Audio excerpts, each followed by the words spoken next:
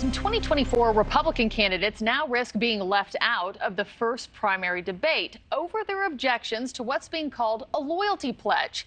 A candidate, get this, a candidate must agree in writing to support whoever becomes the party's nominee in order to take that stage. At least one candidate, Will Hurd, is refusing to sign it. Chris Christie is calling the pledge, quote, a useless idea. But the RNC is refusing to back down, insisting the pledge is going to stay. Let's bring in Terry Holt. He was the national spokesman for President George W. Bush's 2004 campaign, and Johanna Maska, NewsNation political analyst and senior aide to President Obama. Thank you both for being here. Terry, I want to start with you.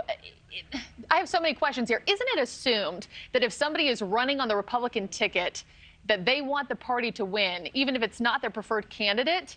So why is this pledge idea so controversial?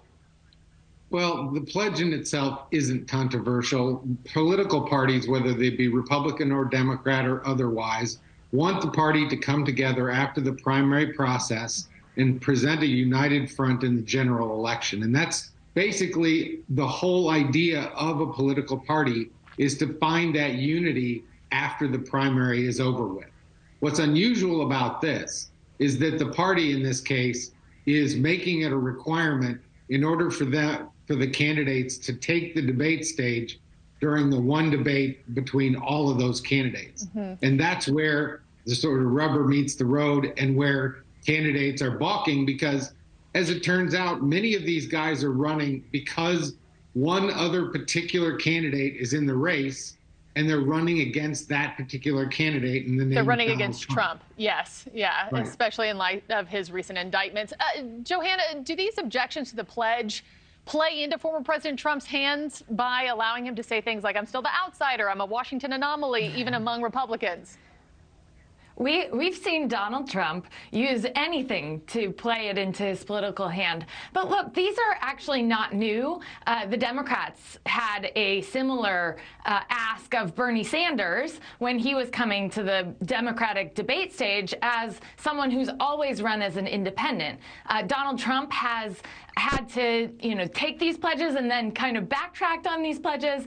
And you've seen actually when he's backtracked, there's been no true way that the party can enforce it. They can say you can't get on a primary ballot, but after the primary is over, there's really no teeth there. So I do think that Chris Christie and Will Hurd have a complete point, and our party loyalty is probably put over our loyalty to the country, which is problematic for all of us. That said, I think what's going to happen is Chris Christie and Will Hurd are going to have bigger problems to get to that debate stage, namely the number of donors they have to get. Yeah, and and their current support too seems to be pretty dismal. Terry, what are the repercussions of this? I mean, if you pledge, if you sign this pledge and you don't follow through with it, I mean, so what? What happens from here? Well, that was just the last point that was made. Once the debate is over, you're really not held to this standard by any real criteria. So I guess if you want to, you take the pledge and then you do what you want at the end of the day. That's, as I think we've seen President Trump in his debate comments, he has not promised that he would even participate in the debate, much less abide by the rules that the debate has. So I think that what the party is counting on is that this is going to be a seminal moment, that this debate is going to do a lot to shake out who is who in the Republican nominating process, and that it's going to be so important that nobody wants to miss it. And I think what we've seen from these candidates over the last few days is that some of them, it's not the end of the world if they miss this debate, that they've got other problems, they've got other campaign priorities. And if they don't make that debate, they still have a lot of other campaign things to do in Iowa, New Hampshire, South Carolina, and other states. And I want to, this certainly does up the ante here. Thank you for watching. Go to newsnationnow.com to find NewsNation on your television provider. And don't forget to click the red subscribe button below to get more of NewsNation's fact-driven, unbiased coverage.